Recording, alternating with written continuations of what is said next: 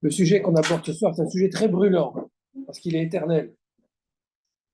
Il brûle comme le buisson ardent.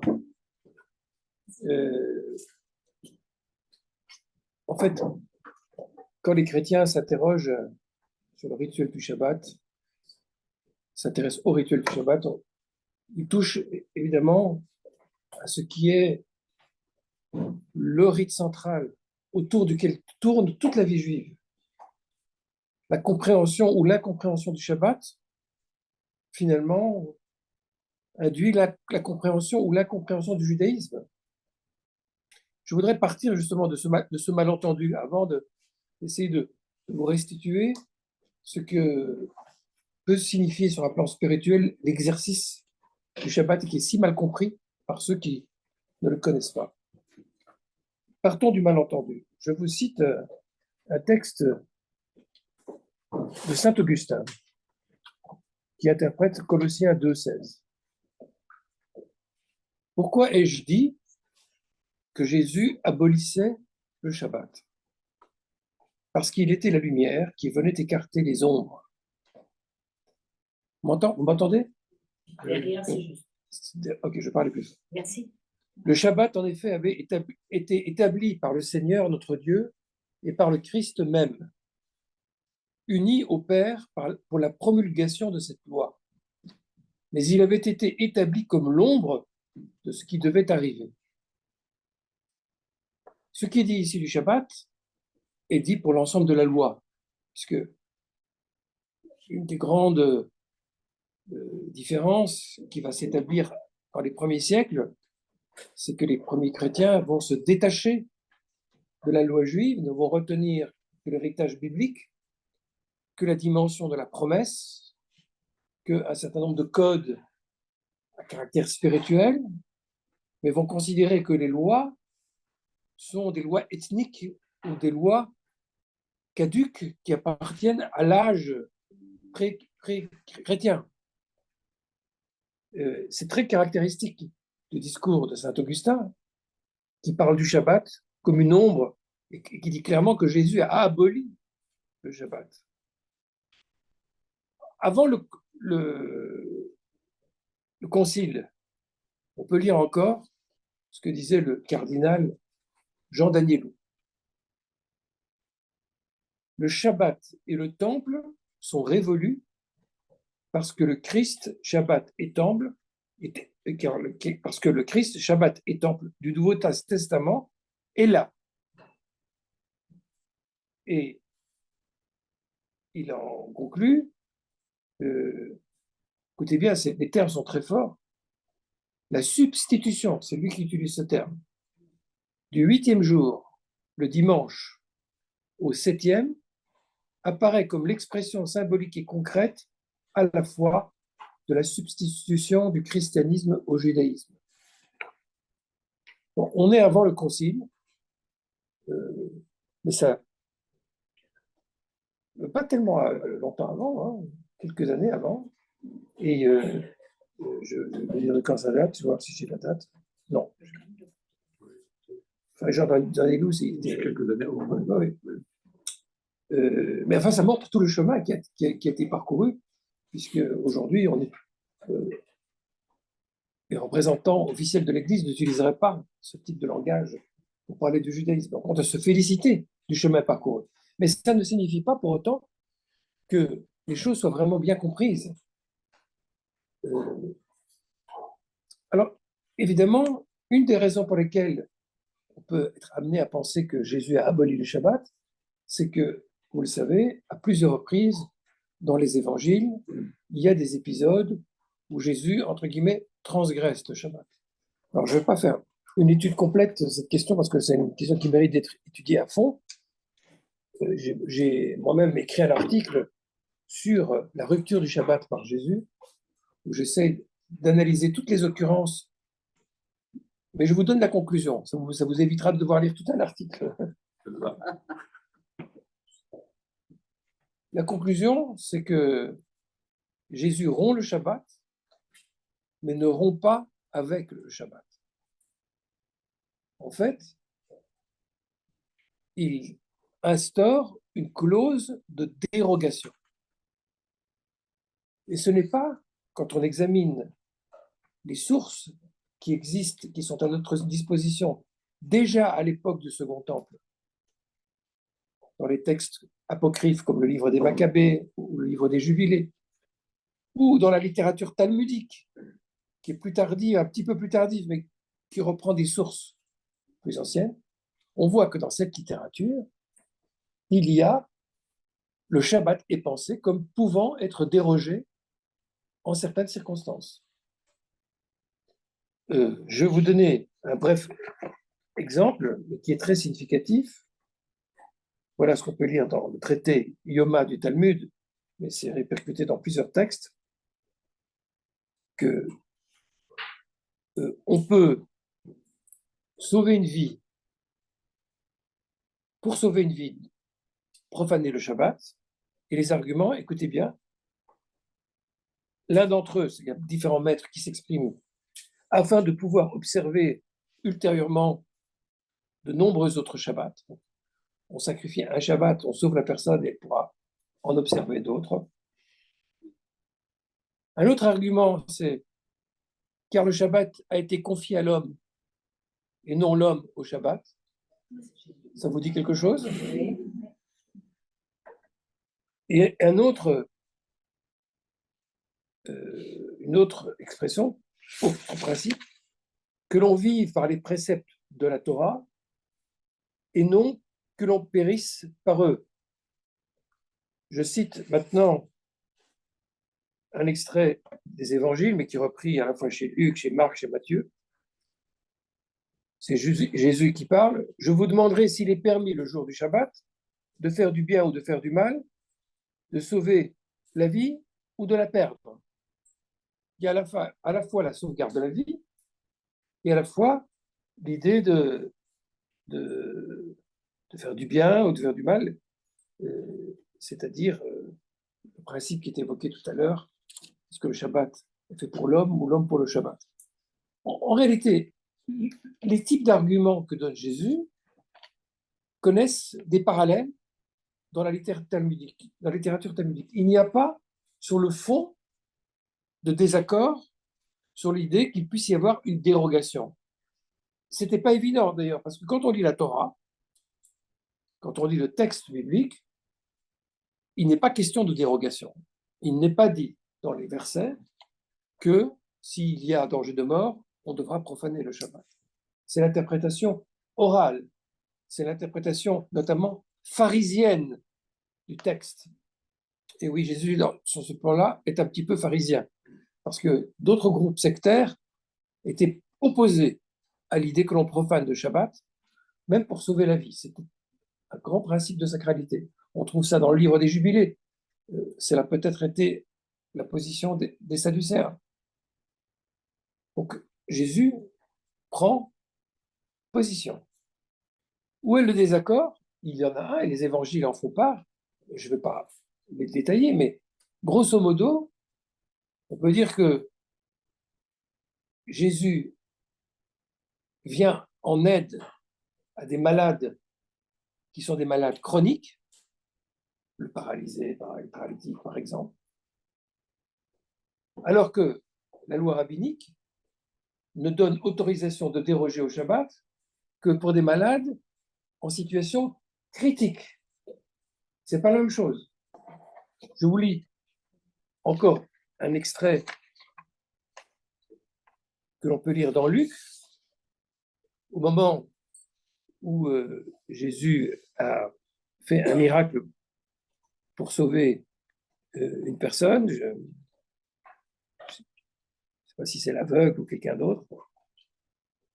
Voilà ce qu'il dit, enfin voilà la réaction. Le chef de synagogue, indigné de ce que Jésus avait guéri un jour de Shabbat, réagit en disant à la foule: il y a 6 jours où il faut travailler. Venez donc ces jours-là et soyez guéris, et non pas le jour du Shabbat. Autrement dit, si quelqu'un est aveugle ou paralytique, il est malade chronique, il peut encore attendre la fin du Shabbat pour aller se faire soigner et bénéficier du miracle. Donc, les rabbins disent, ne profanons pas Shabbat s'il n'y a pas danger de mort immédiat. La question qui s'impose, c'est pourquoi Jésus ne peut pas attendre, finalement. Qu'est-ce qu'il y a de dramatique pour lui de patienter encore quelques heures? Alors ça, il faut bien sûr réfléchir, mais en y réfléchissant, on comprend beaucoup mieux tout le positionnement de Jésus par rapport à la loi. Il n'est pas un réformateur. Il n'est pas quelqu'un qui vient poser une nouvelle loi éthique en considérant que celle qui précédait était mauvaise. Il a un autre agenda. Cet agenda, c'est un agenda messianique, eschatologique, c'est la fin des temps, et il a un message. Et son message se résume en un mot, oui, on est pressé. Oui, il ne faut plus attendre. On va basculer dans une nouvelle ère, et il faut faire signe qu'il y a urgence à mettre tout en œuvre pour soigner et sauver. Et je pense que le calcul, entre guillemets, je mets des guillemets, qu'il fait, c'est qu'il applique une logique qui est très présente dans ces textes et dans cet environnement, qui consiste à dire, il faut, pour influencer Dieu, pour précipiter le royaume de Dieu, il faut opérer mesure pour mesure. J'allais dire un peu ironiquement, œil pour œil, dent pour dent, mais au sens positif du terme. C'est-à-dire, si je fais des actes de générosité extrême, je récolte des bienfaits de générosité extrême. Il faut que le peuple manifeste une miséricorde hors du commun dans ses comportements pour déclencher la miséricorde divine. C'est comme ça qu'il entend précipiter les choses. Et par ailleurs, Jésus n'agit pas comme un médecin, mais comme un thaumaturge. Il fait des miracles. Or, il y a toute une tradition que quand il y a un impératif en jeu, oui, le prophète peut parfois déclencher un miracle qui peut, le cas échéant, déroger à la loi en cours. Je vais vous donner un exemple que vous connaissez bien. Le prophète Élie, face au prêtre de Baal. Le Deutéronome interdit que l'on fasse de culte, qu'on offre des sacrifices en dehors du lieu que Dieu aura choisi. En l'occurrence, pour les Juifs, ce sera Jérusalem. Jérusalem est, une fois que le temple est installé, le seul lieu légitime pour le culte des sacrifices.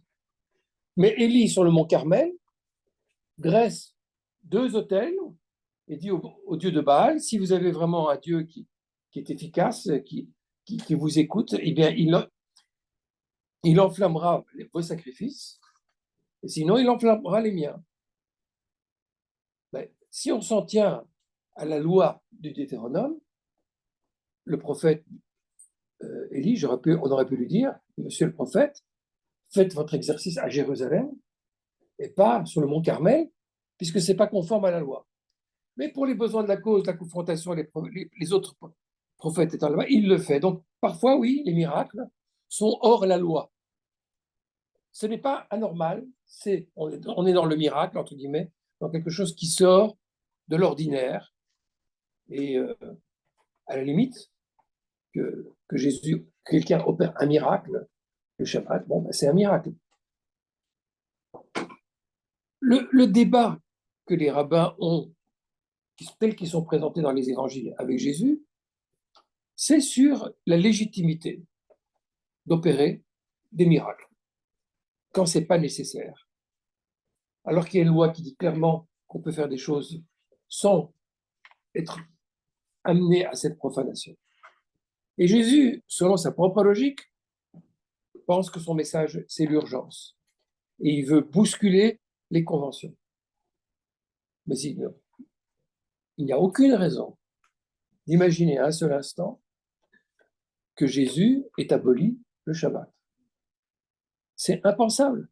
D'ailleurs, on le voit, Jésus aller à la synagogue, faire des prêches, essayer de convaincre ses contemporains de l'imminence de la rédemption, du salut. Il agit en juif. À aucun moment, il ne dit d'ailleurs, dans les évangiles, que le Shabbat est aboli ou que désormais ce sera le dimanche. Rien de tout cela. Ni cela, ni d'ailleurs aucune autre action qui mette en cause fondamentalement le vécu et les normes du judaïsme. Même tendre l'autre jour et l'amour de l'ennemi n'est pas contraire aux lois juives. On est de nouveau dans une posture de radicalité, d'aller au-delà de la lettre par une générosité hors du commun.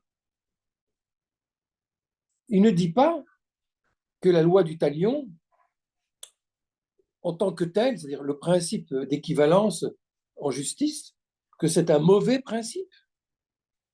Il dit qu'on peut faire mieux. Et qu'en ces temps-là où on veut, encore une fois, précipiter les choses, il faut faire autre chose.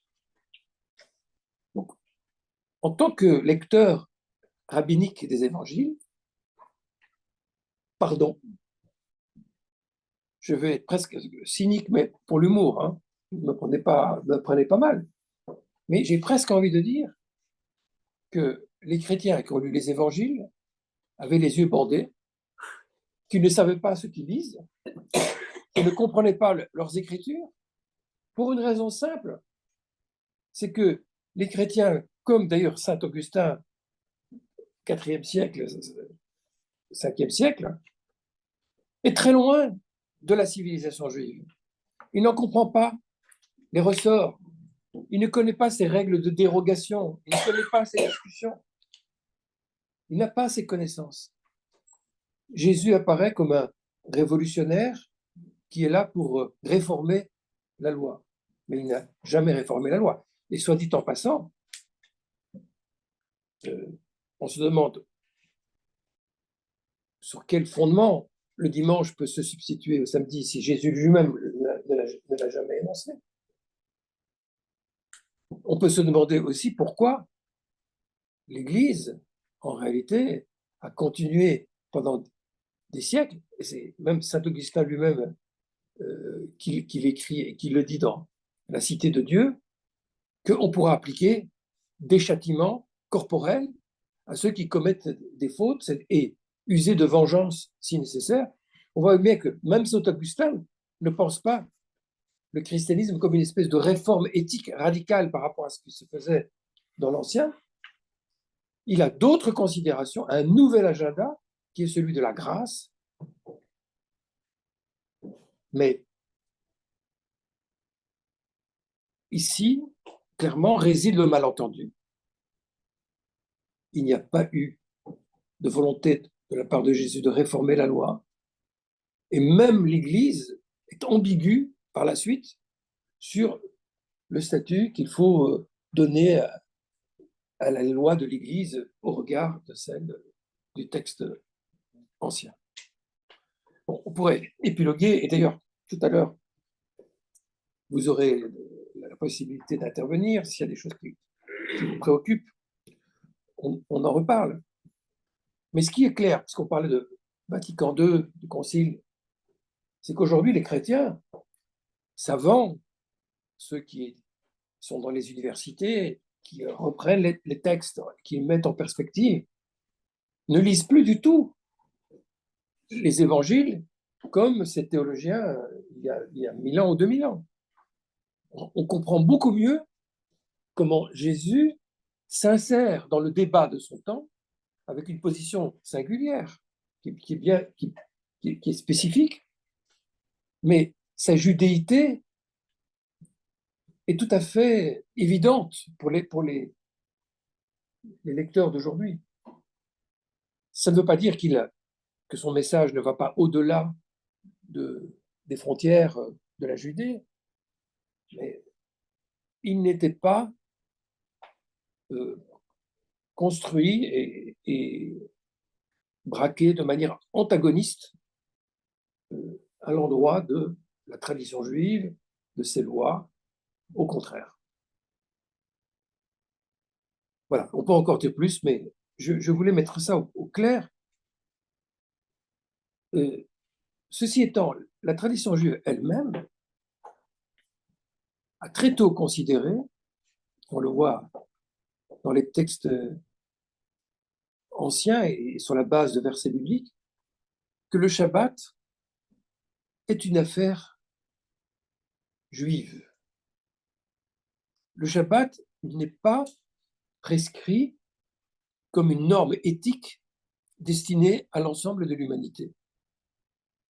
Il n'était pas besoin de convaincre les païens, comme de la même manière qu'il est bien de ne pas voler, de ne pas tuer, de respecter les éléments du décalogue, il ne convenait pas de leur imposer la discipline du Shabbat.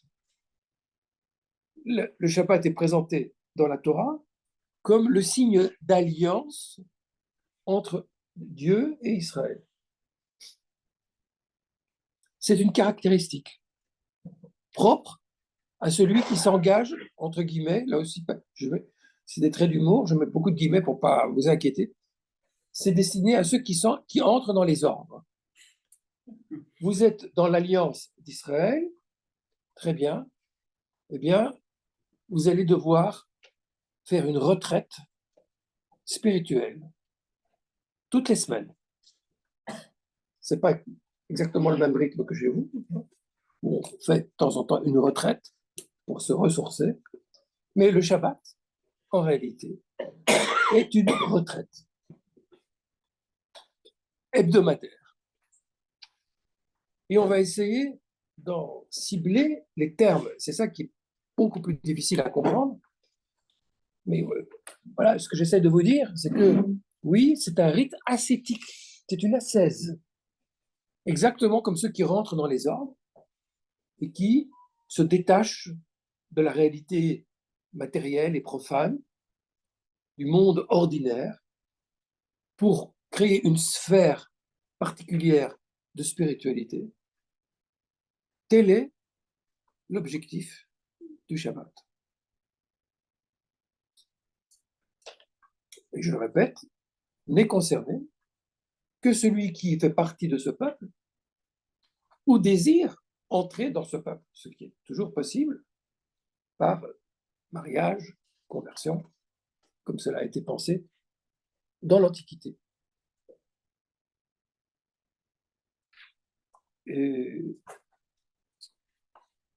Alors, maintenant, je vais me livrer à un exercice qui est celui que je mène avec ceux qui sont dans ma communauté et qui viennent au cours d'initiation au judaïsme.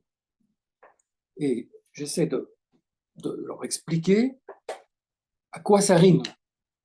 Pourquoi tous ces innombrables interdits qui, en plus, ont l'air de ne servir à rien, qui ont l'air presque des consignes magiques. Voilà. Tout à coup, on ne peut pas allumer la lumière, on ne peut pas pousser sur un interrupteur. Quand on vous demande pourquoi, on dit qu'il faut vous reposer. Mais ce n'est pas très fatigant d'allumer un interrupteur. Vous arrivez à l'hôtel, vous n'avez pas de chance, vous avez reçu une chambre au 18e étage. Et on vous dit c'est Shabbat, vous ne pouvez pas prendre l'ascenseur. Pourquoi? Parce qu'il faut vous reposer. Alors évidemment, il y a un problème. Et le problème, c'est que ouvrement le Shabbat, ouvrement le judaïsme et les rabbins, donc pas les yeux en face des trous où la raison, ne sont pas des êtres de raison. Ou alors, peut-être que la notion de repos et la notion de travail doit être revisitée pour comprendre ce qu'on entend par repos et ce qu'on entend par travail. Et c'est évidemment là qu'il faut aller chercher, là qu'il faut comprendre en quoi consiste l'exercice. Le problème, pour être tout à fait honnête avec vous, c'est que la Torah, le Pentateuque, 5 livres de Moïse, ne nous aide pas beaucoup.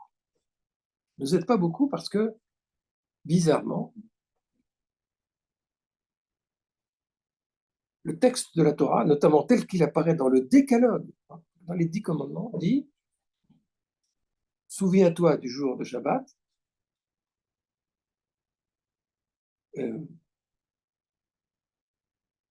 pour le sanctifier. Pendant 6 jours, tu travailleras. Et le 7e, tu te reposeras. Tu ne feras aucun ouvrage. » Donc, il est dit qu'il ne faut faire aucun ouvrage. Et que c'est comme ça qu'on honore le Shabbat. Mais de quel ouvrage s'agit-il? Et là, on a un souci, c'est qu'il n'y a pas un paragraphe ou un chapitre qui énonce « Voici ce que seront les ouvrages interdits ».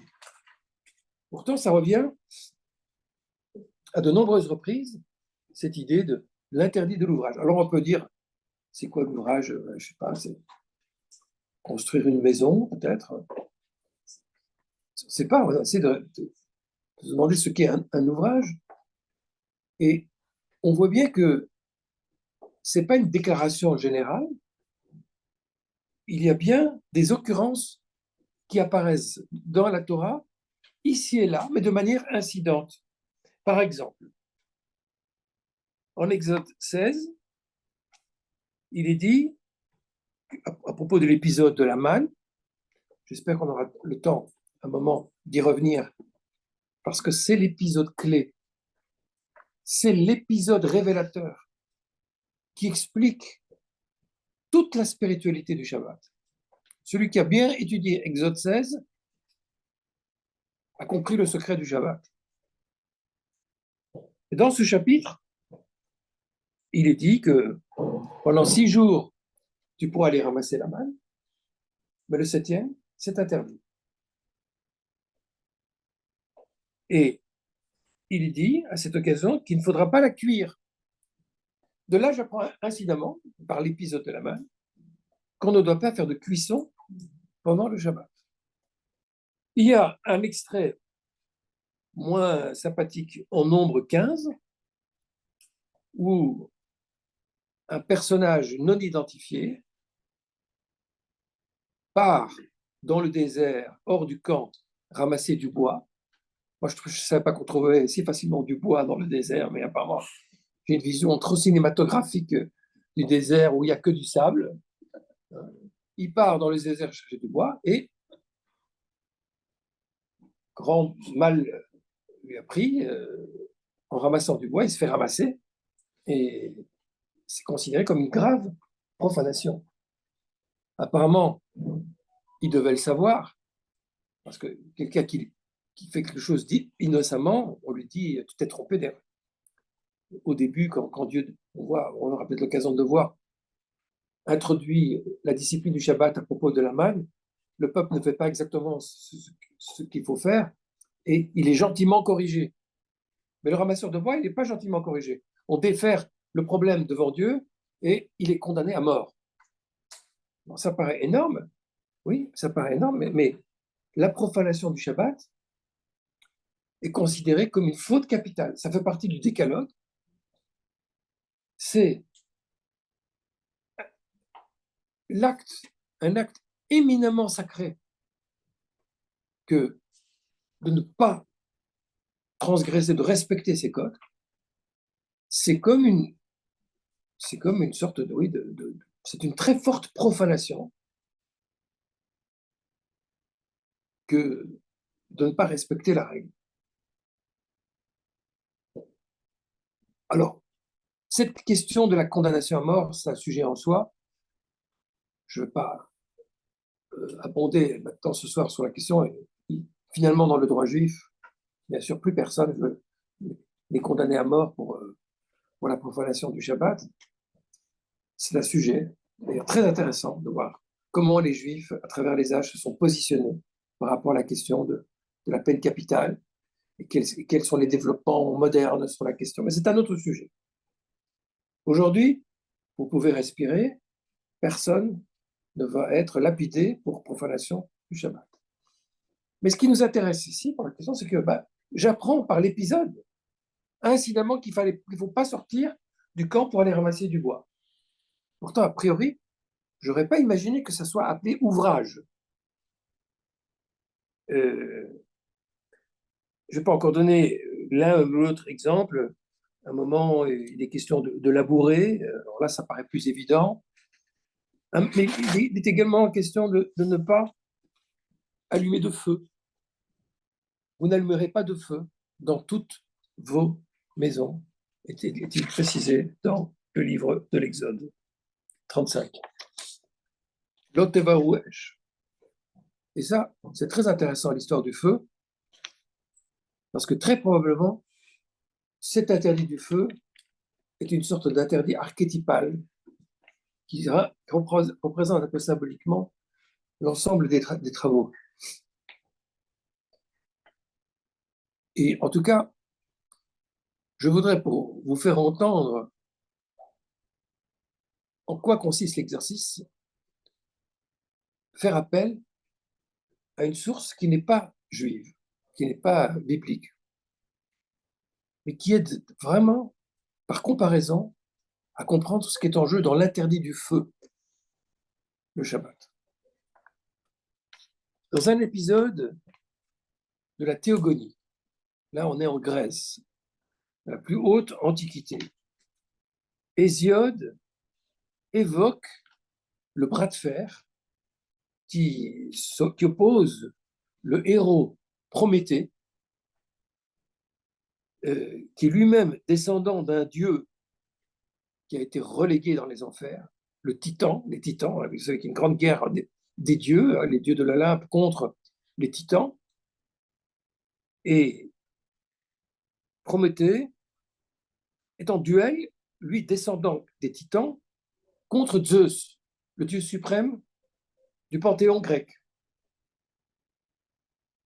Et il se trouve que la question de la maîtrise du feu est un enjeu capital dans ce duel. Alors, qu'est-ce qu'on nous dit? À l'origine, on apprend que les hommes résidaient au ciel, vivaient dans la convivialité avec les dieux, qu'ils partageaient avec eux la même nourriture, l'ambroisie, qui, ah oui, je vois que les papilles se lâchent, c'est ce qu'on va manger tout à l'heure, hein, c'est prévu, l'ambroisie, ça permet d'être immortel. C'est quand même pas rien, vous ne serez pas venu pour rien ce soir. Mais pour des raisons qui ne sont pas explicites, les dieux décident de se séparer des hommes. Ils décident que non, décidément, les hommes ne partageront plus cette condition des dieux. Peut-être que les dieux n'ont pas trop envie de faire un certain nombre de corvées, ils se disent, les hommes vont s'en charger. On est dans ces temps de dilatation et de création des différentes instances du monde. Les hommes sont assignés dans une autre sphère et ils doivent désormais servir les dieux. Ils doivent leur présenter des sacrifices et les nourrir aussi, non pas de l'ambroisie, mais des fumées qui montent vers le ciel dans le culte des sacrifices. Et c'est là que Prométhée intervient lors du premier sacrifice, qui est une grande importance, le premier sacrifice qui va être présenté à Zeus. Et la question qui se pose souvent, pour ceux qui connaissent un peu, c'est qu'est-ce qui, dans l'animal qui va être présenté, revient à la part humaine, laquelle revient à la part de Dieu. Eh bien, Prométhée, qui était très malin, il a un bon conseil pour les hommes. Et voilà ce que vous allez faire. Vous allez prendre l'animal, vous allez le dépecer, vous allez prendre la chair pour vous, c'est le plus nourrissant, n'est-ce pas? Et puis, vous allez mettre les os à l'intérieur de la peau, vous présentez ça bien, et vous présentez ça à Zeus. Si j'ose l'expression, il n'y verra que du feu. Mais Zeus n'est pas le dernier des dieux. Et il a compris le subterfuge, non seulement il a compris, mais il n'apprécie pas qu'on essaye de le rouler dans la farine. Et il se venge. Et il se venge comment? Vous savez? Dites-moi. Vous avez le droit de participer. Hein? Alors, pas trop vite. Ça ne va pas aussi vite que ça. D'abord, il retire le feu aux hommes, dans un premier temps. Il retire le feu aux hommes. Il leur dit, si c'est comme ça, vous ne l'aurez pas. Mais ça veut dire quoi, retirer le feu aux hommes? Ça veut dire qu'on va avoir la viande, oui, mais qu'on ne pourra pas la cuire. Ça nous rapproche de la condition animale. C'est nous renvoyer les humains à quelque chose d'encore plus dégradé que ce qui précède. Donc, les hommes sont bien punis de cet orgueil d'avoir voulu prendre le meilleur et d'avoir laissé ce qui est accessoire aux dieux. En réalité, dans la conception ancienne, et c'est toute la subtilité de ce mythe, c'est pas si accessoire, les os et la peau. Parce que les os, c'est ce qui dure, c'est ce qui perdure.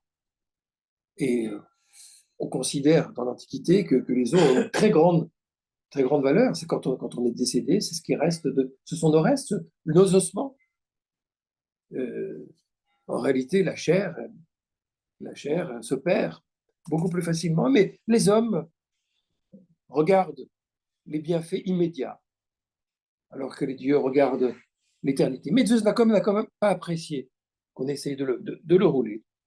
Et il leur vole le feu, il le renvoie à la condition animale. Et là, c'est là que Prométhée joue un deuxième rôle, c'est qu'il va retourner au ciel, voler à Zeus la férule de feu pour la ramener. C'est vraiment un bras de fer. Il dit, tu nous l'as piqué, eh ben, on te le reprend. Et en somme, il n'est pas question de ramener les hommes à la condition animale. Et il reprend le feu. Et là, curieusement, là, on n'a pas d'explication.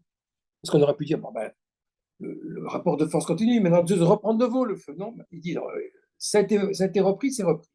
Il ne reprend plus le feu. Mais il décide de se venger autrement.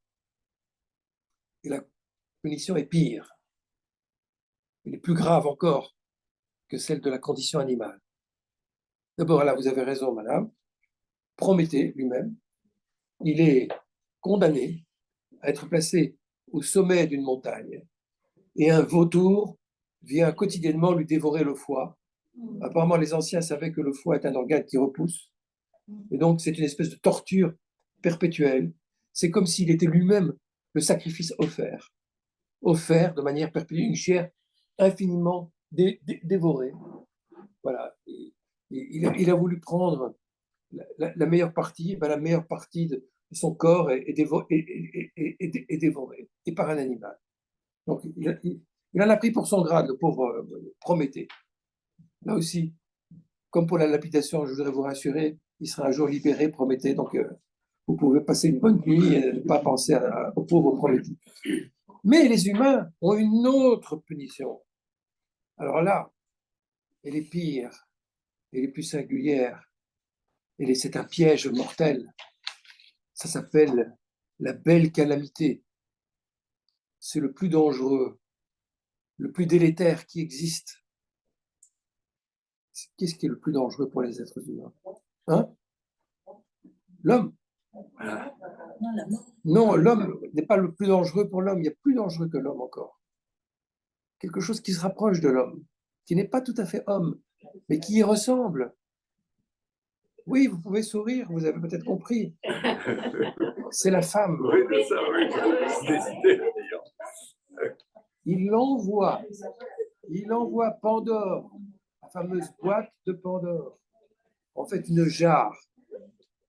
Et là, je vous passe les détails, mais il faut relire ces mythes, ils sont d'une richesse. Il faut les lire avec autant d'attention qu'on lit les versets de nos textes, parce qu'ils sont pleins de subtilité. C'est une vision du monde.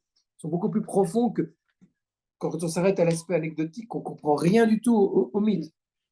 Alors, finalement, Pandore sous ses charmes, arrive, elle est bien reçue, on ouvre la jarre et tous les maux de la terre se déversent à ce moment-là. Elle introduit le mal dans le monde. D'ailleurs, ça nous fait penser à un autre récit d'ailleurs. Il y avait aussi, dans une autre histoire, une situation où les hommes étaient proches du divin, où ils vivaient en convivialité, où il y avait même une nourriture qui pouvait donner l'éternité. Et il y a aussi une femme qui a tout fichu en l'air. Oui, oui, il y en a qui font comme ça. Comme ça. Là, je vois que Vatican II est passé aussi par là.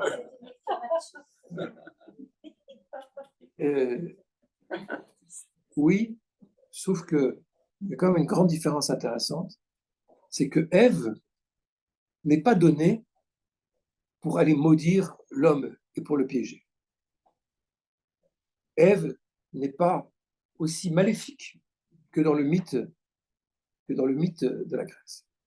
Il n'empêche qu'il y a cette mémoire en Grèce et dans l'ancien Israël que la femme, entre guillemets, les femmes seraient pour les hommes cause d'échec, la tentation, le charme, la séduction, tout ça c'est quelque chose qui est présent à l'esprit. Et quand vous m'inviterez à une autre séance, je vous raconterai comment dans la tradition juive, on est parti de cette vision misogyne de Ève qui a introduit la malédiction dans le monde pour inverser complètement la situation où la femme est pensée comme l'agent de la rédemption du salut.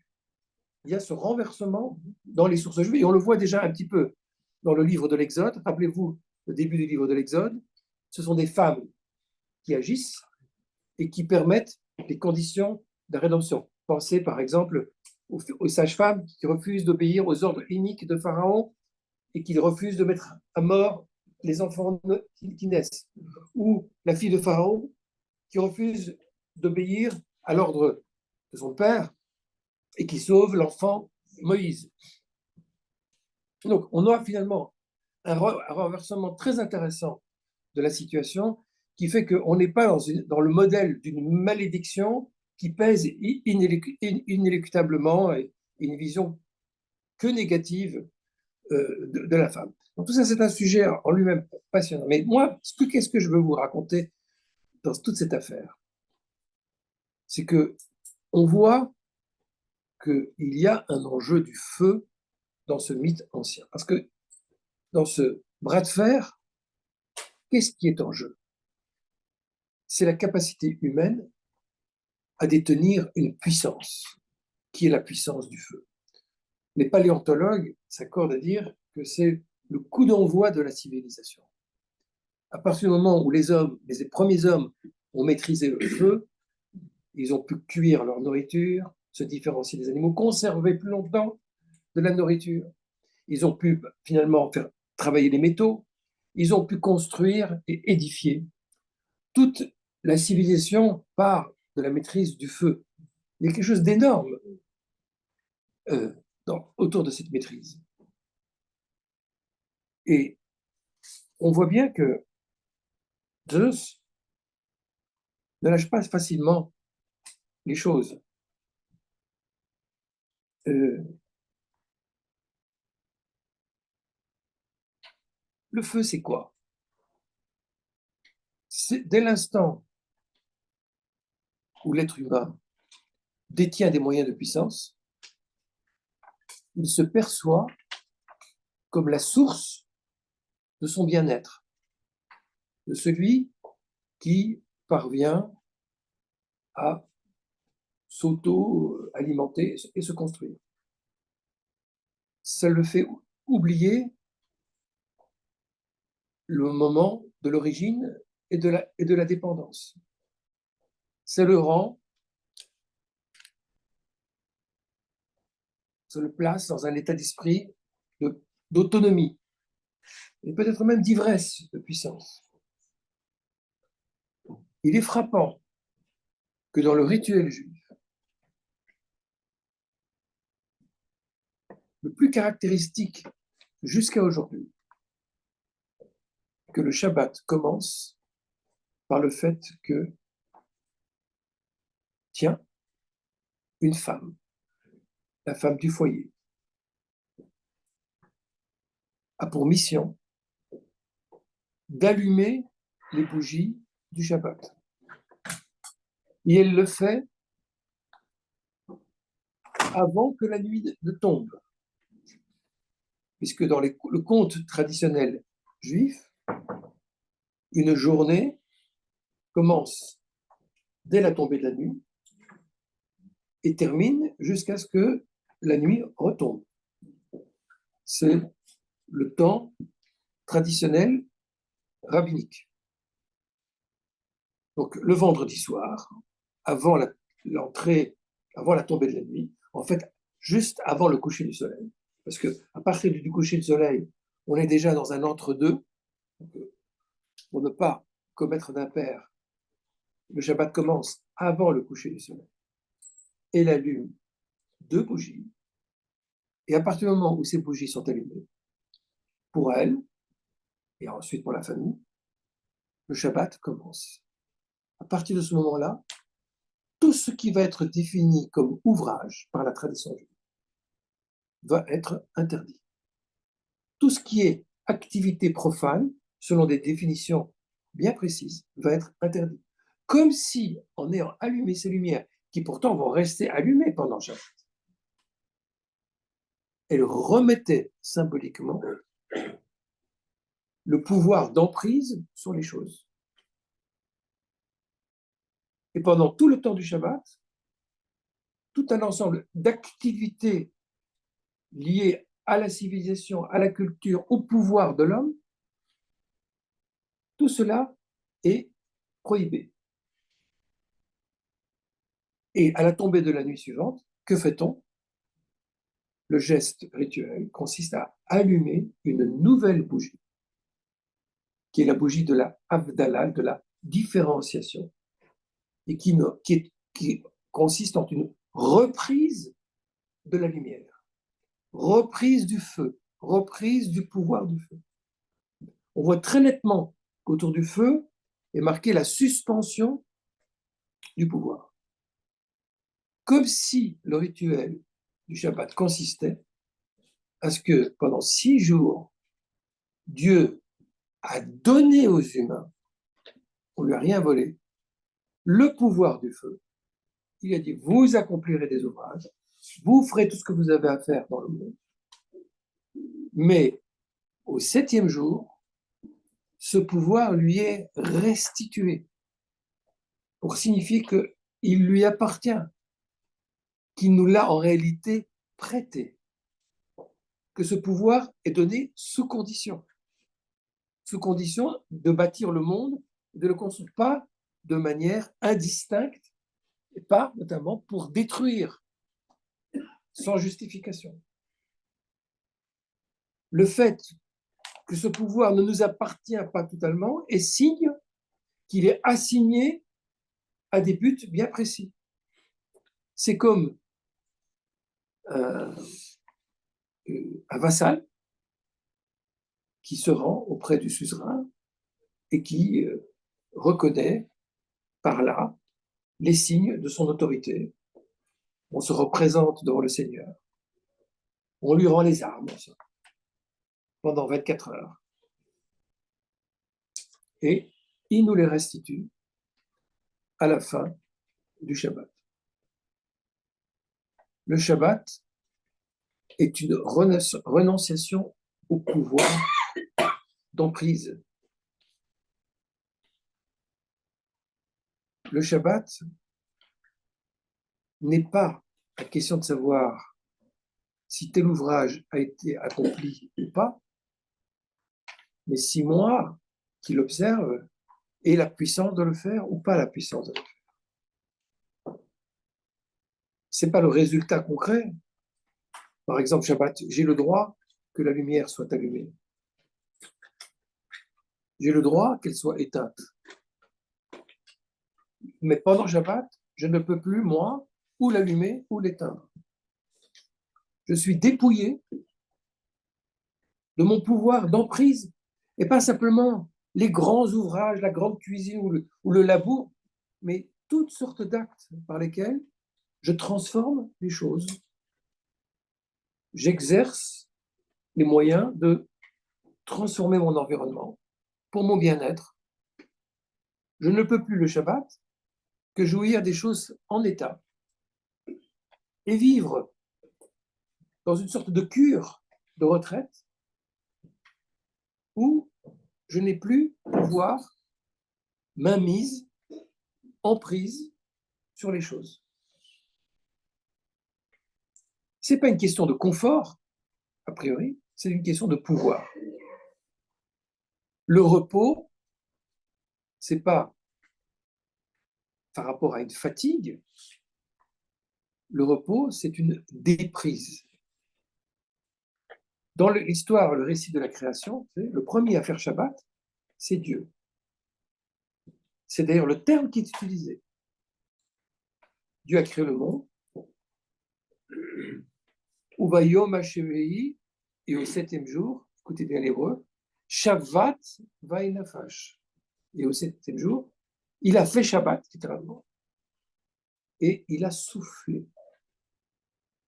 En fait, qu'est-ce que ça veut dire que Dieu, au septième jour, a fait Shabbat, il a cessé de créer.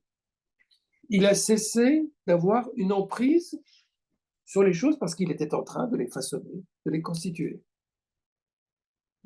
Il s'est mis à l'écart. Il a fait un pas de côté.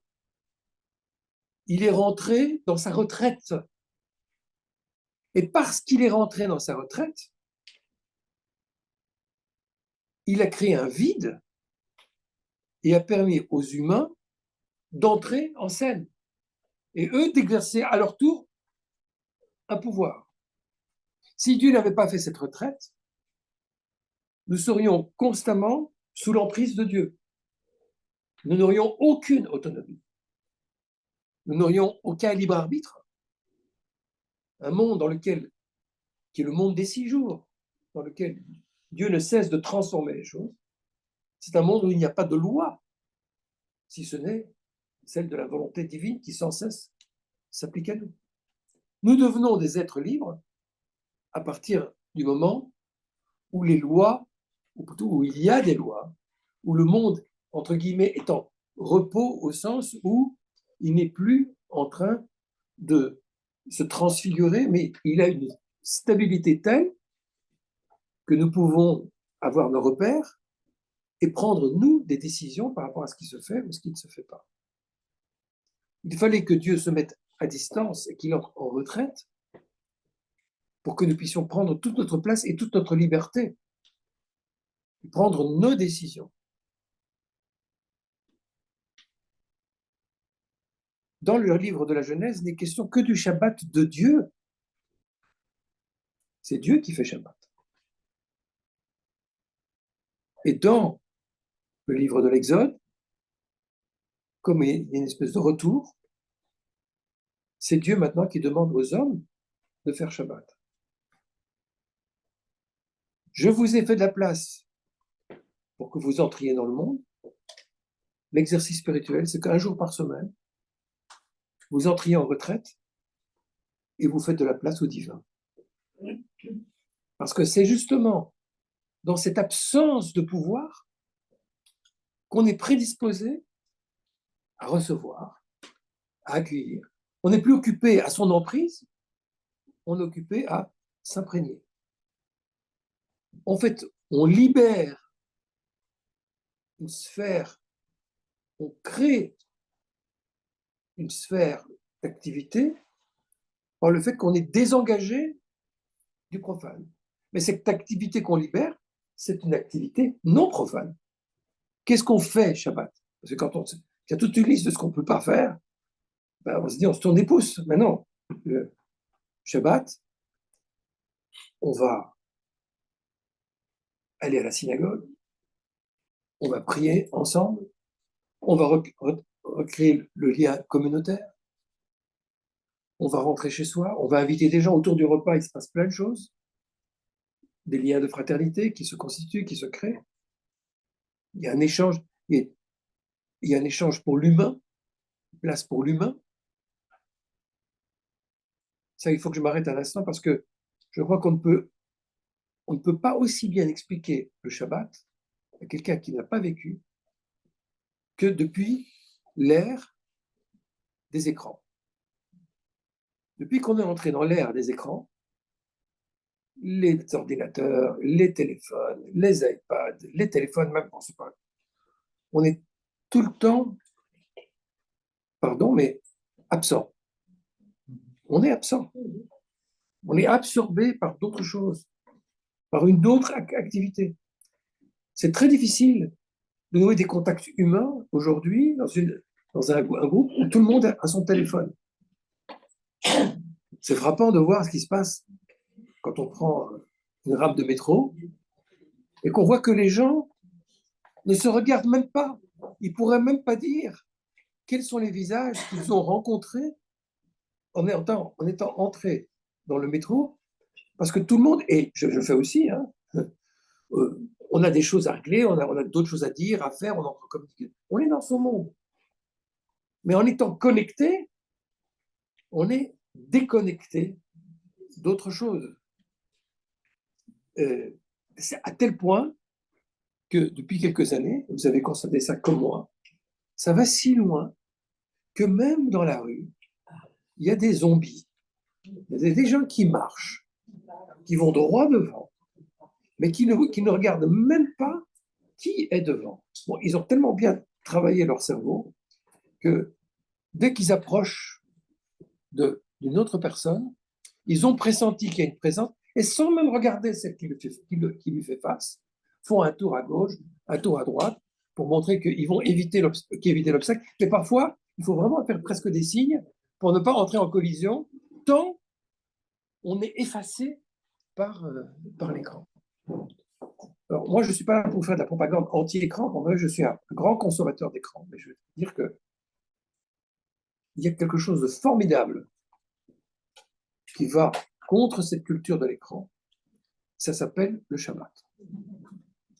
Et notamment avec les jeunes, avec les enfants. Tout à coup, on est autour de la table et il n'y a pas d'écran. L'écran est banni de la table du Shabbat. Et qu'est-ce qu'on voit alors quand il n'y a plus d'écran? Des visages, des personnes avec qui on échange, avec qui on parle. Et tout à coup, la relation, l'humain, reprend le dessus parce qu'on s'est déconnecté d'autre chose. Mais écoutez, si vous avez compris ça, vous avez compris tout ce que c'est que le Shabbat. Le Shabbat est une déconnexion. Jusque dans des tas de gestes qui sont pratiques, qui nous paraissent évidents dans notre quotidien. Mais on est déconnecté pour se relier à la transcendance, pour se relier à la rencontre, à l'humain. Et pas dans le Shabbat. C'est ce qu'on va faire. On va parler, on va étudier, on va échanger, on va déprendre, on va se laisser aller, ne pas être dans cette course de tout ce qu'on a à faire, et effectivement laisser les pensées s'égarer, laisser du temps aux choses qui, comme on lâche la pâte, qu'on arrête de malaxer, et qui tout à coup commencent à monter, à gonfler. Eh bien oui, il y a des choses qui se passent le jour du Shabbat qui, dans l'esprit, est de l'ordre de la fermentation. Parce que on s'est arrêté d'être en prise avec les choses du monde.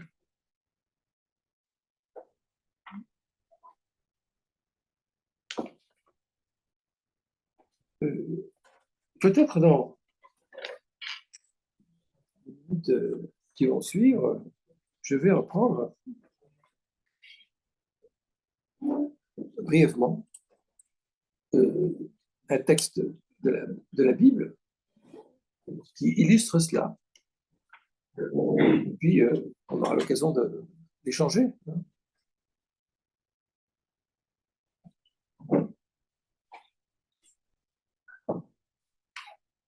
Alors, le texte que je prends sous les yeux, c'est celui dont je vous ai parlé tout à l'heure. Le livre de l'Exode. l'épisode de la manne. Exode 16.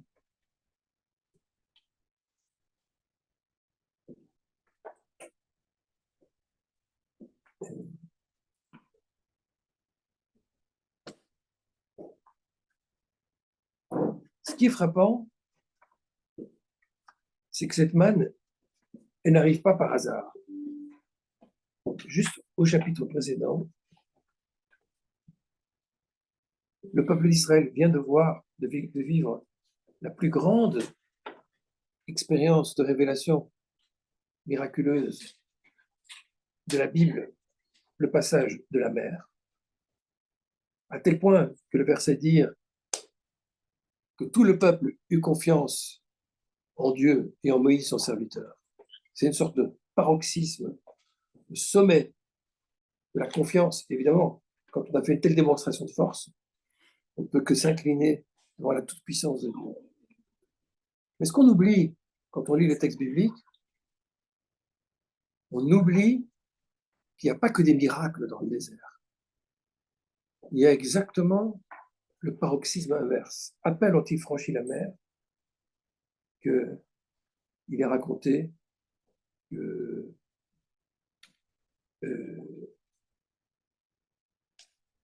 ils arrivèrent. Moïse, oui, je lis verset 22, Moïse fit partir Israël de la mer des joncs. En hébreu, on dit la mer des joncs, pas la mer rouge. Ils prirent la direction du désert de Chour, et après 3 jours de marche, ils marchèrent 3 jours dans le désert, mais ne trouvèrent point d'eau. Marcher 3 jours dans le désert sans eau, c'est être au bord de la mort. C'est côtoyer la mort.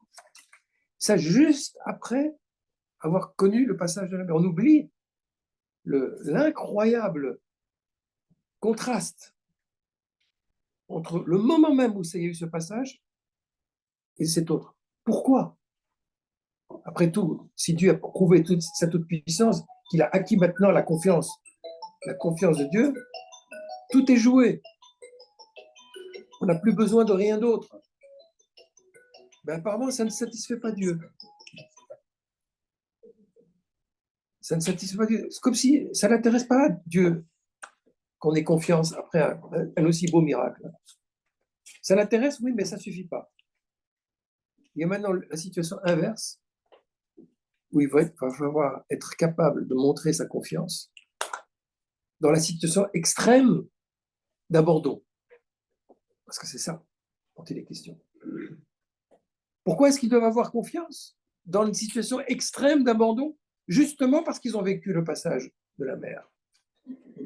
Et que dans leur mémoire, ils doivent se souvenir que quand ils vont traverser des moments difficiles, c'est cela qui va leur donner la raison de continuer à adhérer, faire confiance dans les valeurs qu'ils ont reçues, malgré la difficulté d'existence. C'est dans ce contexte qu'apparaît, dans ce contexte où le peuple réclame de la nourriture, que apparaît la manne qui descend du ciel.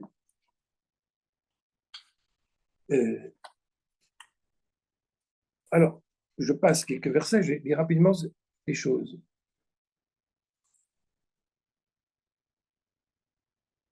Cette manne tombe et il demande c'est quoi? Car ils ne savaient pas ce que c'était. Moïse leur dit c'est le pain que l'Éternel vous donne pour nourriture. Voilà ce que l'Éternel a ordonné, que chacun de vous en ramasse ce qu'il faut pour sa nourriture, un homère, c'est-à-dire une quantité particulière par tête, une mesure par tête, suivant le nombre de vos personnes. Chacun en prendra pour ceux qui sont dans sa tente. Donc, l'instruction est claire. Voilà, vous avez une mesure bien particulière qui s'appelle homère. Vous prenez chacun un homère. Alors, regardez le verset qui raconte ça presque de manière humoristique. Il dit, les Hébreux ou les Israélites firent ainsi. Il y en a qui en ramassèrent plus, et il y en a qui en ramassèrent moins. Ouais. Dieu a bien dit un homère par personne, et il y en a qui a pris un et demi, et l'autre qui a pris un demi. Bon. Qu'est-ce qui les inquiète? Apparemment, c'est difficile de suivre les instructions. Mais personne ne s'en émeut. On mesura avec l'Homère. Celui qui avait ramassé plus n'avait rien de trop. Celui qui avait ramassé moins n'en manquait point. Chacun ramassait ce qu'il fallait pour sa nourriture.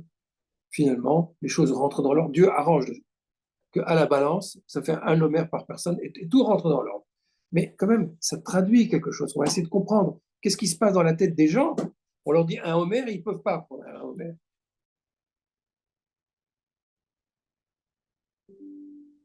Moïse leur dit que personne n'en laisse jusqu'au matin. Il y a eu des gens qui en laissèrent jusqu'au matin, mais il s'y mit des vers et cela devint infect. Moïse se mit en colère. Là, commence à pas apprécier. L'instruction suivante, vous ne devez pas en laisser jusqu'au matin, et ils en laissent. Et qu'est-ce qui leur passe dans la tête? Quand c'est dans ma communauté, j'explique aux gens qui sont devant moi que ben là, vous comprenez pourquoi nous, les Juifs, on est un peu névrosés. Voilà, ça commence là. Et ceux qui sont dans la salle et qui sont en conversion au judaïsme, je veux dire, vous êtes sûrs que vous voulez rentrer dans cet asile? On est là, à côté de Dieu, dans l'intimité avec Dieu, et c'est si difficile de suivre les instructions. Mais encore une fois, je pose la question, mais qu'est-ce qui se passe dans leur tête? Et on doit se la poser. Tous les matins, chacun ramassait ce qu'il fallait pour sa nourriture, etc. Et puis que le soleil arrivait et s'affondait. Le 6e jour, ils ramassèrent une quantité double de nourriture. Ils vont et ils trouvent une quantité double. 2 homères pour chacun. Tous viennent le rapporter. Ce n'est pas ce qu'ils ont voulu faire, mais pour le coup, ils ont eu 2 homères. Et Moïse leur dit, ah, ça c'est ce que l'Éternel a ordonné, car demain, c'est le jour de Shabbat. C'est le jour de repos. Le Shabbat consacré à l'Éternel. Faites cuire ce que vous avez à cuire, faites bouillir ce que vous avez à faire bouillir, et mettez en réserve jusqu'au matin tout ce qui restera. Et ils le laissèrent jusqu'au matin, comme Moïse l'avait ordonné. Et ça ne devint point infect, et ne signe point de verre. Moïse leur dit, mangez, car aujourd'hui c'est le jour du Shabbat. Aujourd'hui, vous n'en trouverez point dans la campagne. Pendant 6 jours, on retrouve la même rythmique qu'on va trouver. Pendant 6 jours, vous en ramasserez, mais le 7e, qui est le Shabbat, il n'y en aura point. Vous devinez la suite. Le 7e jour, quelques-uns du peuple sortirent pour en ramasser, mais n'en trouvèrent point. Alors, on ne va pas faire de longues analyses, mais on va essayer de tirer quelques éléments et on va conclure. À part d'être définitivement indocile et bébête, qu'est-ce qui se passe dans la tête de ce peuple? Qu'est-ce qui se passe, en tout cas dans une partie du peuple, chez des gens? Mais il se passe quelque chose de très simple, c'est qu'ils ont peur. Ils ont peur de manquer. Ça fait très peur. Il y a eu l'ouverture de la mer, mais pendant 3 jours, ils n'ont pas trouvé d'eau. Ils n'ont pas confiance. Oui, c'est vrai. On veut bien avoir confiance, mais on préfère avoir une petite sécurité. Ils veulent avoir leur petite sécurité. C'est difficile de se plier à ces disciplines. Alors, ce qui est dur, là, pendant les 6 jours, c'est qu'on doit prendre juste la quantité nécessaire. On doit apprendre à vivre avec ce qui est nécessaire, pas ce qui est superflu. Pourquoi? Pas parce que c'est pas bien d'avoir plus de choses, mais pour être capable, Dieu essaie de créer un rapport où les gens vont pouvoir vivre dans de la confiance, accorder de la confiance et se suffire de ce qui est essentiel, de ce qui est vital. Apprendre à vivre comme ça. Et le 7e jour, l'exercice est autre. Parce que le 6e jour, on va recevoir plus, mais c'est pour être capable, cette fois, le 7e, d'arrêter complètement l'activité qui va consister à avoir une emprise sur les choses. Là, il faudra vivre toute une journée avec ce qu'on a, dans la fermentation de ce qu'on a, et pas dans aller chercher autre chose. Mais c'est un tout nouveau mode d'activité. C'est une sorte de switch. On n'est plus dans la course sans fin pour encore prendre, encore avoir possession, encore avoir une forme d'emprise sur les choses. Mais être revenu à soi. dans ce repos intérieur et laisser travailler les choses à l'intérieur. Abraham Yoshua Hachel, le rabbin, disait, il avait beaucoup écrit sur le Shabbat, pendant 6 jours, tu travailleras sur le monde. Le 7e jour, tu travailleras sur toi. C'est ça. Le repos est en réalité shabbatique, c'est un travail sur soi, retourner sur soi. Ce qui est en jeu dans ce passage, c'est l'angoisse de la mort.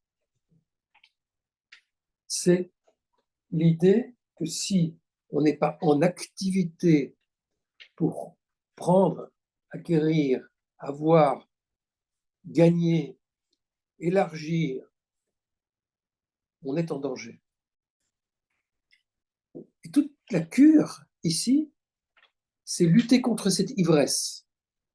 Cette ivresse de dire on arrête pour apprendre à fonctionner avec ce qu'il y a et relaisser surgir les dimensions humaines qui avaient été refoulées ou réfrénées. Voilà en réalité en quoi consiste l'exercice du Shabbat dans toutes ses déclinaisons, dans tous les travaux, ouvrages que les rabbins ont au fil du temps identifiés. Encore une fois, non pas pour mettre les gens en manque, en frustration, mais pour leur apprendre à se détacher quelque part d'un mode de fonctionnement et de se recentrer sur un autre type d'activité. Je vous le dis clairement, l'exercice n'est pas facile. Parce que ce n'est pas une fois par an, c'est chaque semaine. Et quand on a un temps pour soi, on a envie de faire 1000 autres choses. Ce n'est pas évident de renoncer à son pouvoir.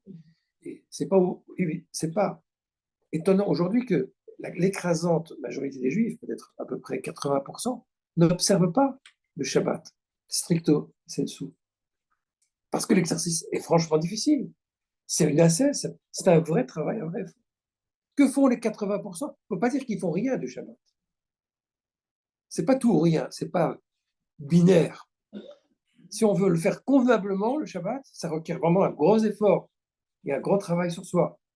Mais vous savez, quand on cesse toutes ces activités-là, si on n'a pas construit quelque chose de spirituel dans sa tête, on flippe, on angoisse, on est en manque. C'est comme quelqu'un qui est drogué et qui n'a pas sa drogue. Si on n'a pas quelque chose d'autre de suffisamment construit, on est mal le Shabbat. Alors que si on a ou une intériorité déjà développée, ou si on a une communauté, on est stimulé, le Shabbat devient un jour d'exception, un jour qui sort de l'ordinaire, où on repart avec une charge. On raconte d'ailleurs qu'à la fin du Shabbat, on allume la fameuse bougie de l'Avdallah, on tend les ongles, parce que les ongles, c'est la peau transparente, pour que cette lumière, qui est la lumière du Shabbat, pénètre encore notre intériorité, comme si on voulait prendre encore les derniers moments de la lumière, et puis on respire un parfum, le parfum du Shabbat, pour que cette odeur et cette lumière nous accompagnent tout au long de la semaine. En fait, pardonnez-moi l'expression facile, mais le Shabbat, c'est une pompe à essence. On vient prendre de l'essence, mais de l'essence humaine, l'essence de l'homme, son humanité, ça. On vient se charger de quelque chose. Et après, quand on retourne vers la vie profane, on l'est avec une charge spirituelle dense. Merci de votre attention.